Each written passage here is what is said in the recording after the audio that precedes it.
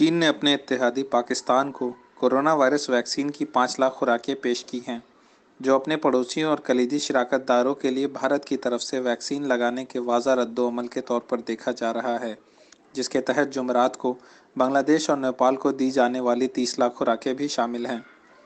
2 हिंदुस्तानी परवाज़ों ने कोविशील्ड की 20 लाख खुराकें ढाका और 10 लाख खुराकें काठमांडू ले गईं और पेशरफ्त से वाकिफ अफराद ने अपना नाम जाहिर न करने की शर्त पर बताया है कि सीशेल्स 50,000 खुराकें, मॉरिशस 1 लाख खुराकें और म्यांमार 15 लाख खुराकें को रोज़ जुमा को भेजी जाएंगी। 7 ममालिक यानी भूटान, मालदीव, बांग्लादेश, नेपाल, सीशेल्स, म्यांमार और मॉरिशस ग्रांट इमदाद के तौर पर हिंदुस्तान की वैक्सीन की इब्तदाई रोल आउट का एक हिस्सा हैं। अफगानिस्तान और श्रीलंका को खुराक की फराहमी के भी मंसूबे हैं।